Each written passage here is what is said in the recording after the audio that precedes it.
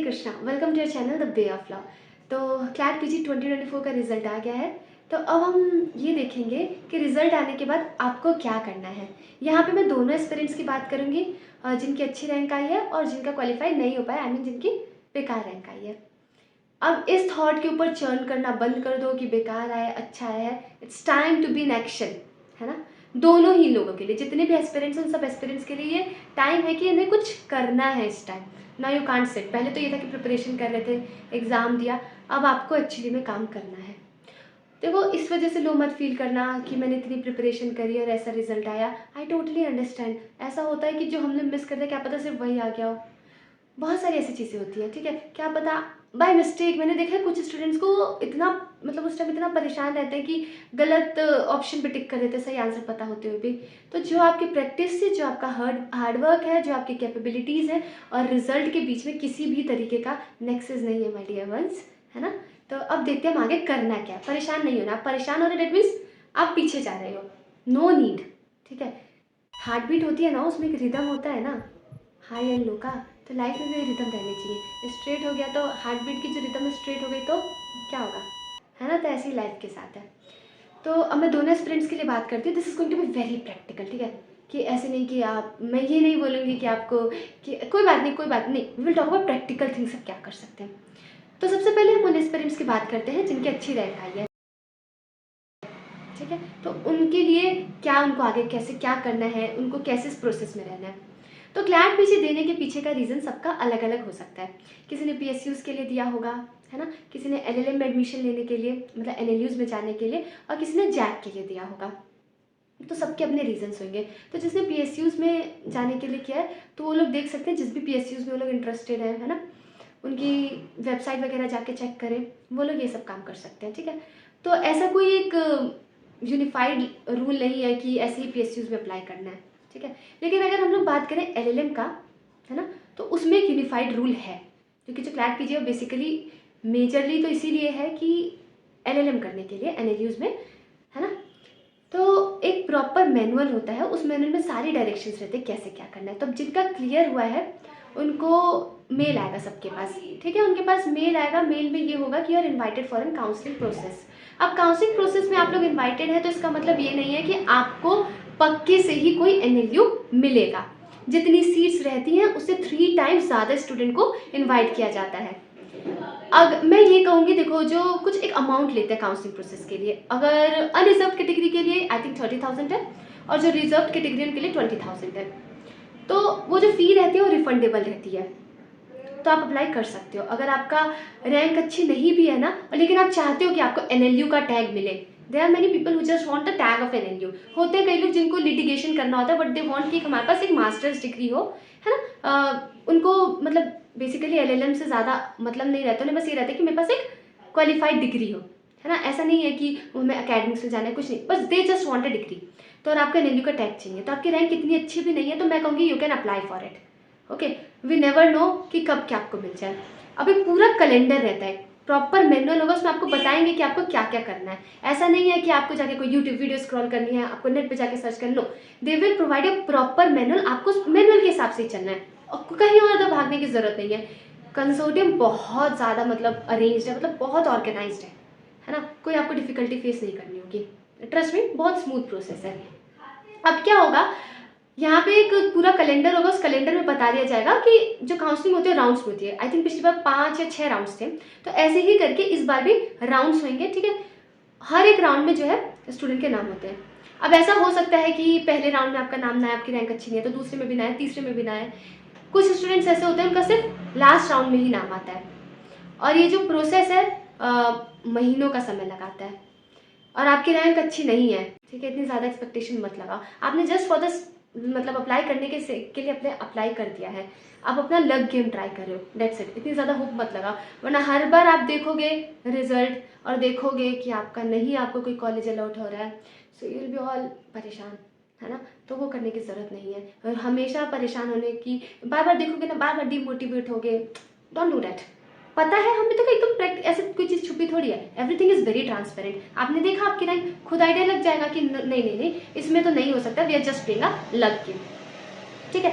अब जिनको मान लो कॉलेज मतलब अलॉट हो रहे हैं, ठीक है। कुछ करना नहीं होता है ना, कि ऐसे नहीं कि मैं जाके ये वो नहीं, बस आप अपना काउंसलिंग के लिए अप्लाई कर दो। उसके बाद क्या होगा, वो पर्टिकुलर डे होगी, टाइम भी डिसाइडेड रहेगा, जाके जो भी आपकी आईडी है उससे लॉगिन करो, है ना। कंसोर्टियम की जो वेबसाइट है वहाँ पे आपका लिखा हुआ आ जाएगा कि आपके कॉलेज अलॉट हुआ है। नहीं आया होगा तो ये भी लिख देंगे कॉलेज अलॉट नहीं हुआ है। अब जिनको कोई कॉलेज अलॉट होता है उनको क्या करना है, उनके पास 3 ऑप्शंस रहते हैं। ये मैनुअल में सारी चीज़ें रहेगी, मैं बस आपको कन्वीनियंस के लिए बता रही हूँ।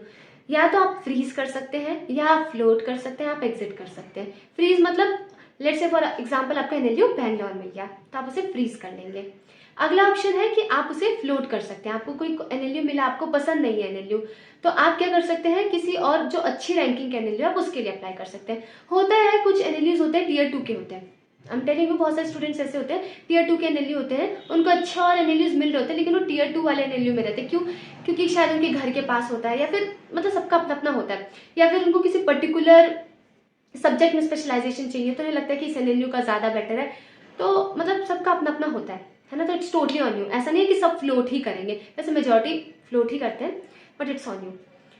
जब आप फ्लोट करेंगे तो आपको कंफर्मेशन फी देनी पड़ती है। कंफर्मेशन फी 20,000 रुपीज़ होती है। ये कंफर्मेशन फी रिफंडेबल नहीं रहती है, काउंसलिंग फी रिफंडेबल रहती है, ठीक है। अगर आपको कॉलेज नहीं मिलता है तो आपको ऑटोमेटिकली वापस कर देंगे। आप एग्जिट करते हैं तो भी आपको वापस कर दिया जाएगा, और अगर आपको कोई कॉलेज जो आपको मिला आपको पसंद नहीं है तो भी आपको वापस मिल जाएगा। लेकिन जो कंफर्मेशन फी है 20,000 ये रिफंडेबल नहीं होता है। और बाद में जब आपको कोई कॉलेज मिल जाता है तो जो कॉलेज की फ़ी होती है उसके साथ इस कंफर्मेशन फी और काउंसलिंग फ़ी को एडजस्ट कर दिया जाता है, तो पैसा आपका कहीं नहीं जाएगा। Don't worry about the money, कि इतने पैसे लग रहे हैं, पता नहीं वापस आएगा नहीं। They won't take it, they will give you, ठीक है। तो इस वजह से मत डरना कि अरे पैसा आएगा नहीं आएगा।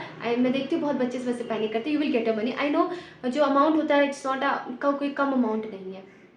अब जब कॉलेज अलॉट हो जाता है, डे फिक्स रहता है कि इतने दिन के अंदर आपको कंफर्मेशन फ़ी देनी है, इतने दिन के अंदर आपको कॉलेज फ़ी देनी है ना। और मतलब टाइम फिक्स कर देंगे कि इतने दिन के अंदर आपको साइट पे अपने डॉक्यूमेंट्स अपलोड करने हैं। अब डॉक्यूमेंट अपलोड करने के लिए मैं आपको बता देती हूँ, अगर आप रिजर्वेशन वाली कैटेगरी से हैं तो आपका जो भी रिजर्वेशन वाले डॉक्यूमेंट्स उसे प्लीज़ रेडी रखना, बनवा लेना। नहीं है तो कोई मिसिंग है तो उसे प्लीज़ ढूंढ लो, जैसे कि टाइम पे आप उसे अपलोड कर सको, वरना बाद में आप घूमते रहोगे, है ना, और आप इधर उधर चक्कर काटते रह जाओगे। लास्ट मोमेंट पे just they will take money और आपको पता नहीं डॉक्यूमेंट मिले ना मिले। So please be prepared, okay. Documents अपने प्लीज़ रेडी रखना। तो ये हो गया। उसके बाद फिर क्या कहते हैं कि आप मान लो आपने किसी कॉलेज में फ़ी दे दी, ठीक है, और आपको कोई और अच्छा टियर वाला जो है आपको कोई कॉलेज मिल रहा है, तो ऐसे में क्या होगा, अब क्लैट की यहाँ पे जो है ड्यूटी खत्म। आप जैसे उस कॉलेज में गए ना, अब आपकी बातचीत आपको उस कॉलेज से करनी चाहिए। आप उनसे पूछ लेना, आप किसी कॉलेज की फ़ी दे रहे हैं, आप स्केप्टिकल है कि आपको लेना है या नहीं लेना है। हो सकता है मान लो लास्ट राउंड में आपका नाम आया, आप स्केप्टिकल हैं आपको लेना है या नहीं लेना है ना। आप जैसे होता है ना कि कई लोग बस एक सेफ्टी नेट बनाते हैं कि कुछ नहीं हुआ तो ये कर लूँगा। और एनएलयूज़ की फ़ीस जो है देयर इन लैक्स, सो कोई भी सोचेगा एक बार उसे पे करने से पहले कि आई शुड गिव इट और नॉट, है ना। तो आप क्या करना, जो भी वो कॉलेज है उसकी जो ऑफिशियल वेबसाइट है उधर नंबर दिया जाएगा, आप उस पर कॉन्टैक्ट करना। ऐसा हो सकता है कि आपको पूरी इन्फॉर्मेशन उस टाइम ना प्रोवाइड करे, कहे कि हमें इसके बारे में पता नहीं है, तो आप कहो कि मुझे आप इस पर्टिकुलर एलएलएम डिपार्टमेंट का नंबर दे दीजिए, and please be very polite while you are talking, because it's your work. उनके पास बहुत सारे फ़ोन आते हैं ऑलरेडी, वो परेशान हो जाते हैं, तो आप बहुत पोलाइटली बात करना। और ध्यान देना लंच टाइम में फ़ोन नहीं उठाते, इस वजह से पैनिक मत होना, आराम से बैठना। इस टाइम बहुत पेशेंस रखने की ज़रूरत है, ठीक है। कि पता नहीं कौन सा कॉलेज मिलेगा नहीं मिलेगा, it's all a patience game. मैंने ऐसे स्टूडेंट्स को देखा है जिनकी रैंक इतनी बेकार होने के बावजूद भी उन्हें इतने अच्छे कॉलेजेस मिले हैं, जिनकी अच्छी रैंक है उन्हें भी नहीं मिले। क्यों? क्योंकि उनके अंदर पेशेंस था, वो अंत तक इस प्रोसेस तक टिके रहे। तो अगर आपको जेन्युइनली चाहिए तो अंत तक इस प्रोसेस से टिके रहना है ना। और ज़्यादा हाई होप्स लगा के मत रहना, वरना फिर रिजल्ट अच्छा नहीं आएगा तो आप ही परेशान होंगे, ठीक है। अब जैसे आपको एनएलयूज़ मिल रहे हैं, तो ऐसे एक इंसान के लिए तो पॉसिबल नहीं है ना, मेरे लिए पॉसिबल नहीं कि मैं सारे एनएलयूज़ से पढ़ के एलएलएम आपको बता दूं कि ये वाला एनएलयू ऐसा है। कोई भी इंसान ऐसा नहीं होगा। तो ऐसे में आप पता कैसे करेंगे कि आपको इस एनएलयू में जाना चाहिए नहीं जाना चाहिए, है ना। आपकी भी तो कुछ एक्सपेक्टेशंस होंगी ना एक कॉलेज से, तो आप कैसे पता करेंगे। तो यहाँ पे सोशल मीडिया आपके लिए काम करेगा। आपको जो कॉलेज अलॉट हो रहा है, या फिर जिस भी कॉलेज जो आपको कॉलेज पसंद है आप उसके बारे में जानना चाहते हैं, आप लिंक्डइन पे जाओ, देखो उस कॉलेज के जो स्टूडेंट्स हैं उनसे कनेक्ट करो, उनसे पूछो। हो सकता है कि 1-2 लोग रिप्लाई ना करें, वैसे नॉर्मली लोग रिप्लाई कर देते हैं, दे आर एक्टिव, है ना। आप 1 के पास करो, 2 के पास करो, 3 के पास करो, डू इट। काम आपका है ना। तो अपने काम के लिए you have to take every step, every possible step which you can take, ठीक है। तो ये थी बहुत इंपॉर्टेंट चीज़ें जो कि थी मतलब एक प्रोसेस से रिलेटेड। और आप जो फ़ी रिफ़ंड होगा या नहीं रिफ़ंड होगा, है ना? लास्ट में जब आप ले रहे हैं, तो आप उस कॉलेज से पूछ लेना, जो भी आपको देंगे। कुछ कॉलेजेस ऐसे होते हैं, कुछ अमाउंट डिडक्ट करते हैं और कुछ कॉलेजेस ऐसे हैं जो कि पूरा का पूरा अमाउंट वापस कर देते हैं। तो टोटली आपकी बातचीत के ऊपर है और आपके रिस्क टेकिंग स्किल के ऊपर है। अब एक और चीज़ होता है, जब ये पूरा प्रोसेस खत्म हो जाता है तो इंडिपेंडेंट वैकेंसीज़ निकाली जाती है। टियर 1 वाले एनएलयूज़ नहीं निकालते हैं, नॉर्मली जो टियर 2, टियर 3 वाले एनएलयूज़ रहते हैं, वो लोग इन वैकेंसीज़ को निकालते हैं, उनके पास कोई सीट रह जाती है तो। आप उधर भी अप्लाई कर सकते हैं। वो लोग भी अप्लाई कर सकते हैं जिनके पास काउंसलिंग का मेल नहीं आया है। और अगर अब वहाँ पे कैसे चेक होता है, मान लो 3 सीट खाली है, ठीक है, 10 बच्चों ने अप्लाई किया, तो उन्हीं 10 बच्चों के बीच में कॉम्पिटिशन होगा। ये नहीं कि अरे इतनी कट ऑफ गई है, वो गया, नो, नो, नो, नो। तो इट्स अ लक गेम। तो you have to be very very very very proactive. LinkedIn पे जाओ और देखो, और उसके बाद इंडिपेंडेंट वैकेंसीज देखो। अच्छा, इंडिपेंडेंट वैकेंसीज का मेल नहीं आएगा, आपको उन कॉलेजेस के ऑफिशियल वेबसाइट पे जाके चेक करते रहना पड़ेगा, ठीक है। और कोशिश करो कि आप जो पर्टिकुलर कॉलेज है, आप उनसे किसी तरीके का कनेक्शन बना लो कि वहाँ पे कोई इंसान हो, है ना, कोई पर्सन हो, आप उनसे बातचीत करो, वो लोग आपको बता देंगे। तो ये था जिनका क्लियर होता है, ठीक है। और कोई भी प्रॉपर मैनुअल है, नीड नॉट टू वरी। और किसी भी तरीके का क्वेरी होता है, आपके पास फ़ोन नंबर है, हेल्प डेस्क है, एवरीथिंग इज देयर। और if you think I can help you, है ना, if you think way of law can help you, you can definitely come to us, ठीक है। अब हम उनकी बात करते हैं जिनका क्लियर नहीं हुआ। हम telling you my dear ones, परेशान होने की ज़रूरत नहीं है, बहुत सारे ऑप्शंस हैं, है ना। और एक बात बताती हूँ, बहुत सारी चीज़ें ऐसी होती है ना, होती हमारे अच्छे के लिए, लेकिन हम प्रेजेंट मोमेंट पे सोच नहीं पाते किस अच्छे के लिए हो रही है, और बाद में जाके हमें पता चलता है कि ओह! इस वजह से हुआ था। बाद में हम डॉट्स को कनेक्ट कर पाते हैं। मैं आपको एग्ज़ाम्पल देती हूँ नानी पालकीवाला का, जो कि इतने अच्छे एडवोकेट हैं। उन्होंने बहुत सारे इंपॉर्टेंट कॉन्स्टिट्यूशनल लॉ के केसेस किए, लाइक केशवानंदा भारती, ठीक है। मतलब कोई भी अगर लॉयर एक अच्छे स्किल्स लेना चाहता है ना, तो नानी पालकीवाला को ज़रूर से रीड करता है। इतने इंपॉर्टेंट पर्सनैलिटी है वो। उन्हें एक मामूली सी इंग्लिश के प्रोफ़ेसर की जॉब नहीं मिल रही थी। सोच रहे हो, इतनी बार इंग्लिश के प्रोफ़ेसर की जॉब लेने को उन्हें रिजेक्ट कर दिया गया। सोचो अगर उन्हें रिजेक्ट नहीं किया जाता, तो क्या आज वो इतने बड़े एडवोकेट होते? आज उन्हें इतने सारे एडवोकेट्स पढ़ते? उनके जाने कितने साल बाद भी उनका कोई नाम लेता? नहीं लेता, अगर हो जाता तो। सो यू नेवर नो, बाद में आप डॉट्स कनेक्ट कर पाओगे, है ना। मुझे पता भी ये सब चीज़ें काम नहीं करती है, लेकिन मैं आपको बता रही हूँ, ऐसा होता है, ठीक है। मैंने देखा भी है, लोग को ऑब्जर्व भी किया, मैंने खुद भी एक्सपीरियंस किया कि कुछ चीज़ें होनी ज़रूरी होती हैं। अब आप लोग क्या कर सकते हो, देखो, आप अपने आप को टाइम दो। ये टाइम देना, मैं कहूँगी, जिन्होंने जिनका क्लियर हुआ है वो भी अपने आप को टाइम दें, और जिनका क्लियर नहीं हुआ वो भी अपने आप को टाइम दें। आप टाइम दो, आप सोचो कि आपको ये करना क्यों है, आपको क्लैट पीछे निकालना क्यों था, what was the reason behind that.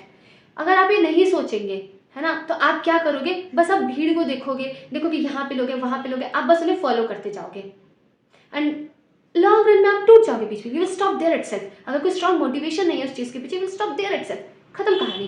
Don't do that, just sit and decide कि करना क्या आपको। ये मेरी जेन्युइन एडवाइस है आप लोग को। परेशान होने के बजाय इससे कि take time, take pen and paper, लिखो कि क्यों करना है, why you want to do this. जितना स्ट्रॉन्ग मोटिवेशन है, आप उतने दूर तक जा पाओगे, आई एम टेलिंग यू, है ना। My dear friends, please please time दो और देखो कि करना क्यों था ये। अब रीज़न बहुत सारे हो सकते हैं, या तो आपको एलएलएम करना होगा, है ना, आपको पीएसयूज़ में जॉब करनी होगी, या आपको जैक का देखना होगा। तो अगर आपको पीएसयूज़ में जॉब करना है, तो यहाँ पे आपके पास और भी ऑप्शंस हैं। या तो जो अलग-अलग गवर्नमेंट एग्ज़ाम्स होते हैं, आप उनकी प्रिपरेशन कर सकते हैं, है ना। कई लोगों को होता है कि सरकारी नौकरी करनी है, तो गवर्नमेंट एग्ज़ाम से आप उनकी प्रिपरेशन कर सकते हैं। देखो, apart from judiciary, I am telling, judiciary तो सबके लिए ऑप्शन है, जुडिशरी को तो बोलने की ज़रूरत ही नहीं है, वो तो है ऑप्शन। लेकिन उसके अलावा भी, जैसे सेबी हो गया, है ना, आईबीपीएस हो गया, उसके बाद सीबीआई का हो गया, ये सब चीज़ें आप दे सकते हैं, ठीक है। और अगर आपको लगता है कि नहीं नहीं मुझे इन्हीं पर्टिकुलर्स में ऐसे जाना है, तो you can give one more attempt on you, ठीक है। क्या चीज़ अच्छी है, क्या चीज़ बेकार है, it's your perception which is going to decide, what's your need that's going to decide. एक गरीब आदमी है बेचारा, है ना, आप सोचो उसके लिए क्या इंपॉर्टेंट होगा। उसके लिए आप अपनी इतनी मोटी मोटी बुक्स हैं आपने खरीदी, आप ले जाके उसे बुक दोगे, उसे किसी काम का नहीं होगा। इंस्टेड आप उसे खाना दोगे, कपड़ा दोगे, रहने के लिए घर दोगे, उसके लिए ज़्यादा यूज़फुल होगा। तो ऐसे ही अब जो आपकी नीड है उसके हिसाब से डिपेंड करेगा क्या चीज़ अच्छी है, क्या चीज़ बेकार है, ठीक है। अब हम उनकी बात करते हैं जिनको एलएलएम करना था, ठीक है, जिसके लिए बेसिकली हमारा क्लैट पीजी होता है। तो एलएलएम भी आपको क्यों करना है, पहले ये डिसाइड करो। अब इसके पीछे के बहुत सारे रीज़न्स हो सकते हैं। या तो आपको जस्ट अपनी डिग्री बढ़ानी है, ये रीज़न हो सकता है, या फिर ऐसा हो सकता है कि आप जेन्युइनली मास्टर्स में इंटरेस्टेड हैं, आपको कॉर्पोरेट्स वगैरह में जाना था, ठीक है? या फिर ऐसा हो सकता है कि आपको एकेडमिक्स में जाना था, इस वजह से आप एलएलएम करना चाहते हैं। तो एलएलएम करने के भी पीछे बहुत सारे रीज़न्स होते हैं। तो ये तो हो गए हमारे रीज़न्स। उसके बाद मैं आपको ये हेल्प कर रही हूँ कि आप कैसे डिसाइड करोगे आपको करना क्या है। अब एलएलएम भी कई तरीके के होते हैं, 1 ईयर, 2 ईयर, 3 ईयर, है ना? कुछ स्पेशलाइज़ेशन वाले होते हैं, कुछ जनरल वाले होते हैं। अब ये भी डिपेंड करता है कि आप एलएलएम किस वजह से करना चाहते हैं, उसके अकॉर्डिंग आप डिसाइड कर सकते हैं। लेट्स से फॉर एग्ज़ाम्पल आपको किसी कॉर्पोरेट जॉब में जाना है, आप चाहते हैं आपकी प्लेसमेंट हो, तो आप उसके लिए 1 ईयर वाला एलएलएम कर सकते हैं, ठीक है? वो उसके लिए परफेक्ट तो हमारे एनएलयूज़ हैं, और specially tier 1, I am telling you tier 1, है ना? पहली चीज़ ये। और अगर आपको एलएलएम जो है एकेडमिक से जाने के लिए करना है, तो उसके लिए आपको 2 ईयर वाला एलएलएम ज़्यादा मतलब प्रेफरेबल माना जाता है, क्योंकि कुछ यूनिवर्सिटीज़ हैं उन्होंने क्लियरली मना कर दिया है कि वो लोग जो 1 ईयर एलएलएम वाले हैं उन लोगों को नहीं पढ़ाते। तो जो एनएलयूज़ है उसमें 1 ईयर वाला ही एलएलएम होता है।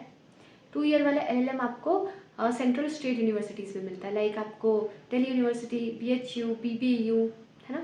ऐसी जगह पे आपको मिलता है। इसके लिए आपको सीयूटी पीजी का एग्ज़ाम देना पड़ेगा। तो सीयूटी पीजी का एग्ज़ाम अभी हुआ नहीं है, वो होने वाला है, तो आप सीयूटी पीजी के एग्ज़ाम की प्रिपरेशन कर सकते हैं।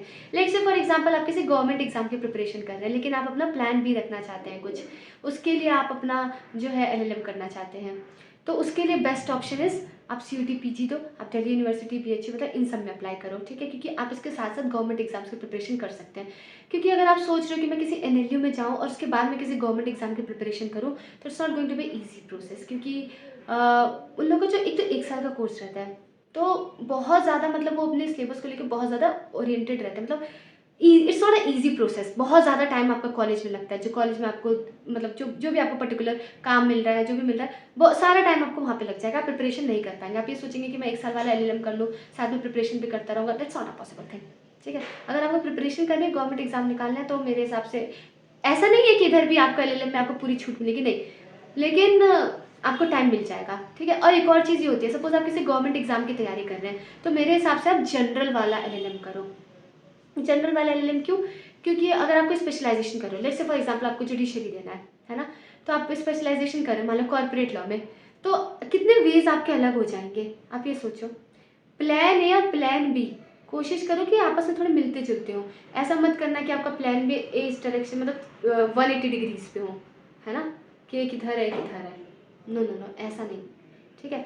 आपको ऐसा देखना है कि आपको दोनों को मिलाकर चलना है ना? तो ही आपके लिए सही रहेगा, वरना तो अगर आपको कॉर्पोरेट्स में ही जॉब करनी है, तो मैं कह ही रही हूँ आप एनएलयू में करो और आप नेक्स्ट ईयर के लिए अप्लाई कर सकते हो। नहीं तो अगर आपको सिर्फ एलएलएम ही करना है just for the sake of a degree, तो आप सीयूटी पीजी दो, उसमें क्या बुराई है ना? और लेट्स से फॉर एग्जांपल आपको सीयूटी पीजी का तो ऑप्शन है ही, लेकिन उसमें भी नहीं देना, तो बहुत सारी प्राइवेट यूनिवर्सिटीज़ हैं जो प्लेसमेंट भी प्रोवाइड कर रही है। अगर आपको प्लेसमेंट ही चाहिए ना, लाइक जिंदल ग्लोबल, तो वो प्लेसमेंट भी प्रोवाइड करते हैं, और ऐसे अलग अलग हैं हमारे पास कॉलेजेस जो कि प्लेसमेंट प्रोवाइड करते हैं, लेकिन थोड़े हाँ एक्सपेंसिव होते हैं। और लेकिन अगर आपको मान लो करना है just for the sake of degree, तो आप कहीं से भी कर लो, क्या फ़र्क पड़ता है ना? और अगर आप ऐसे ही कर रहे थे, आप ऐसा सोच रहे थे कि जॉब वगैरह नहीं है ना? तो कर लेता हूँ, आगे क्या करूँगा? तो मैं ये कहूँगी आप एलएलएम से ज़्यादा फ़ोकस करो जो आप चीज़ चाहते हो। अगर आप कोई जॉब चाहते हो, तो आप जाके अलग-अलग जगह अप्लाई करो, कर सकते हो, बिल्कुल कर सकते हो। और हाँ, ऐसा भी होता है कि आपको इस वजह से भी एलएलएम करना हो कि कुछ लॉ फर्म्स की रिक्वायरमेंट रहती है कि उन्हें एक मास्टर्स वाला ही कैंडिडेट चाहिए, तो आपकी अपनी नीड हो सकती है, ठीक है? उस हिसाब से आप लोग डिसाइड करो कि आपको कौन-सा एलएलएम करना चाहिए, ठीक है? तो अगर सारे ऑप्शंस देखने के बाद आपको ये लगता है कि नहीं आपको एनएलयू का टैग चाहिए, तो उसके लिए तो बस क्लैट पीजी ही है और कोई और ऑप्शन नहीं है। लेकिन मैं आपको एक बात बताऊँ क्या? This is very personal thing I am telling you. कुछ ऐसे एनएलयूज़ हैं ना, टियर 3 वगैरह वाले जो एनएलयूज़ हैं, उधर जाने से बेटर तो देयर आर प्राइवेट कॉलेजेस, मैंने जिनको नेम किया ना, वो ज़्यादा बेटर है। लेकिन अगर आपको जस्ट फॉर द सेक जाना है कि मुझे एलएलयू का टैग चाहिए, तो आप जा सकते हो। लेकिन मैं बता रही हूँ प्राइवेट कॉलेजेस कुछ ऐसे हैं जो कि टियर 2, टियर 3 एनएलयू से ज़्यादा बेटर है ऐसा, आप बात करके देख सकते हैं, ठीक है? आप लिंक्डइन पे जाओ, लोगों से पूछो, तो बहुत माइंडफुल रहना। अगर आपको टियर 2, टियर 3 मिल रहा है ना, और आपको सोच रहे हो कि आप पढ़ने के पर्पज़ से, प्लेसमेंट के पर्पज़ से जा रहे हो, जो भी पर्पज़ से आप जा रहे हो, पहले वेरीफ़ाई कर लो कि क्या यहाँ पे ये चीज़ हो रही है, जो मेरी रिक्वायरमेंट है, क्या वो मीट हो पाएगी इस कॉलेज में? उसे देख लेना, ठीक है? ऐसा नहीं है कि जो है सिर्फ़ एनएलयू में ही है, there is nothing like this, ठीक है? वो एक कॉलेज है, लेकिन उसके अलावा भी बेटर चीज़ें हैं। देखो टियर 1 का तो ऑब्वियसली टियर 1 तो टियर 1 वाले हैं, लेकिन ऐसे कॉलेजेस हैं टियर 2, टियर 3 जिधर आपको जाने से पहले सोचना चाहिए।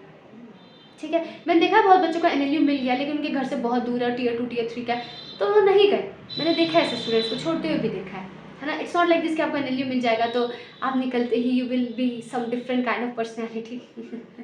ऐसा नहीं होता है। अब बात आती है उन लोगों की जो लोग इस वजह से एलएलएम करना चाह रहे थे कि उनका ईयर ड्रॉप ना हो जाए, मतलब कुछ तो उनके साथ रहे ही ना। तैयारी वैयारी एक जगह है, लेकिन उनके साथ कुछ तो रहना चाहिए। तो ईयर ड्रॉप से मत डरो। मुझे समझ आता है कि घर पे भी बहुत ज़्यादा इसका प्रेशर रहता है कि ईयर ड्रॉप, और स्पेशली हमारे पेरेंट्स जो होते हैं उन लोगों को ईयर ड्रॉप में बहुत डर लगता है कि अरे कैसे, मतलब ईयर ड्रॉप ऐसा लगता है कि क्या ही हो गया, ऐसा लगता है कि ज़िंदगी के साल कम हो गए। ऐसा नहीं होता, आप ईयर ड्रॉप कर सकते हैं, है ना? लेकिन एक बात ध्यान रखना, ईयर ड्रॉप समय बर्बाद करने के लिए मत करना। ईयर ड्रॉप कर रहे हो तो next move should be the legendary one my dear ones, है ना? तो अगर आपको ईयर ड्रॉप करना है तो आप ये दिमाग में लेके रहो कि हाँ मुझे इसीलिए करना है। You can drop the year, कोई दिक्कत नहीं है। आप एक साल लोगे ना, आप जो मतलब जो कोर सब्जेक्ट्स हैं उनकी प्रिपरेशन अच्छे से करो कि आप कल को किसी भी गवर्नमेंट एग्जाम्स में जाके बैठ सकते हैं, है ना? सबसे पहली चीज़ ये है। दूसरी चीज़, अगर आपको लग रहा है कि नहीं एलएलएम भी नहीं मिल रहा है, ईयर ड्रॉप नहीं करना, आप आईएलआई में डिप्लोमास होते हैं, ठीक है? अलग-अलग जैसे आर्बिट्रेशन जो इमर्जिंग टॉपिक्स हैं ना, उन पे डिप्लोमास हो रहे हैं। आप डिप्लोमा ले लो, आईएलआई का डिप्लोमा आपका रिज़्यूमे कितना वेटी हो जाएगा, है ना? आप ये कर सकते हैं। उसके बाद आप लोग क्या कर सकते हैं, कहीं अच्छी जगह इंटर्नशिप्स के लिए अप्लाई कर सकते हैं, है ना? बहुत सारे ऑप्शंस हैं, लॉ फॉर्म्स देख सकते हैं कुछ। अगर आप जस्ट ईयर ड्रॉप ना हो इस वजह से कर रहे हैं, तो मेरा कहना यही है आपसे कि ईयर ड्रॉप से मत डरो, है ना? कि ईयर ड्रॉप हो रहा है इस वजह से फालतू में आप अपने लिए बहुत ज़्यादा पैनिक सिचुएशन क्रिएट करोगे। डोंट बी लाइक दैट, ठीक है? और किसी भी चीज़ का काउंसलिंग प्रोसेस का मैं आपको बताती हूँ, कोई भी काउंसलिंग प्रोसेस होती है या कुछ होता है, थोड़ा लंबा प्रोसेस होता है, आप थोड़ा पेशेंस रखो। अभी वाला जो टाइम है पूरा फुल्ली यूटिलाइज़ करो, जो कोर सब्जेक्ट्स है कॉन्स्टिट्यूशन, क्रिमिनल लॉ, है ना? Family law, international law, jurisprudence, company law, इन सबको स्ट्रॉन्ग बनाओ। जो कोर सब्जेक्ट्स हैं उनको स्ट्रॉन्ग बनाओ, क्योंकि अल्टीमेटली यही सब चीज़ें तो पूछी जाती है ना, है ना? सीपीसी वगैरह ये सब यही सब पूछा जाता है। इसे स्ट्रॉन्ग बना, इस पे अपनी प्रिपरेशन जो है स्ट्रॉन्ग रखो। और नहीं आपको क्लियर हो और सीयूटी पीजी की रही बात, मैं उसके लिए आपके लिए वीडियोस लेके आती रहूँगी। कोशिश करूँगी कि मैं आपकी मैक्सिमम प्रिपरेशन करा दूँ, है ना? तो जो आपका गोल है प्लीज़ अकॉर्डिंगली डिसाइड करो। और अगर आप चाहते हो जो मैंने आपको चीज़ें बताई, जो मैंने आपको ऑप्शंस बताए, या फिर आप चाहते हो कोई और चीज़ मैं कवर करूँ, प्लीज़ फील फ्री मुझे बताना, मैं ऑब्वियसली से कवर करूँगी। Not only covering, if you want to talk personally you can do that as well, we are there for you, okay? Just don't panic, have faith, you will do it, ठीक है? Just don't panic, it all will happen, just a few months time, let it pass, but you keep on working, ठीक है? वो success किसी काम की नहीं है जो सक्सेस आपको बिठा दे। Success should be like, should keep you pushing कि हाँ करो करो करो करो, है ना? ऐसा नहीं कि अरे यार, no no no no, you should keep on doing. तो जो आपका गोल है उसके अकॉर्डिंगली डिसाइड करो कि what you want to do. Year drop करने से या लोग क्या कहेंगे, ईयर ड्रॉप हो गया, घर पे कोई अलाउ कर रहा है कि नहीं, fight with all of this things, सबसे लड़ो, ठीक है? पर अल्टीमेटली चीज़ वो करना जिसमें आपका इंटरेस्ट है, जो कि आपको देर तक ड्राइव कर सके। क्योंकि जस्ट किसी की आप एक वीडियो सुनते हो या फिर किसी को आप ये करते हो देखते हो तो आपको कुछ समय के लिए अच्छा लग गया, कुछ समय के लिए आप उसमें काम करोगे, फिर आपको बेकार लगेगा, होगा ऐसा। तो इट्स बेटर कुछ ऐसी चीज़ पिक करो जो आपको पसंद है, उसके अकॉर्डिंग काम करो। तो की टेक अवेज इस वीडियो के यही है, पर्पस क्लियर करो कि आपको ये करना क्यों है, उसके अकॉर्डिंगली आपको अपना कोर्स डिसाइड करना है। और मोस्ट इंपॉर्टेंटली अपने आप को टाइम दो। हम बस काम करते रहते हैं, ये तो कभी सोचते ही नहीं है कि करना क्यों है। डिसाइड दिस थिंग फर्स्ट, है ना? तो ही आपका जो प्रिपरेशन है उस पर्टिकुलर डायरेक्शन में जा पाएगा। और अगर मैंने आपको जितने भी पॉइंट्स बताए, आप चाहते हैं किसी चीज़ पे मैं एक कम्प्रिहेंसिव वीडियो बनाऊँ, है ना? मैं वो बना सकती हूँ। और आपको पर्सनली हमसे बात करना है, पर्सनली आप कुछ पूछना चाहते हैं, you can always connect to us. ये कोई बोलने वाली बात नहीं है, आई नो, है ना? So you can always connect to us, it is any doubt, come back to us, revert back to us, है ना? साथ में मैं प्रिपरेशन कराऊंगी आगे वाले एग्जाम्स की। I am with you, I am completely with you, ठीक है? सो डोंट वरी, है ना? Don't panic, all the very best and please give time to yourself. Hare Krishna, thank you for watching this video.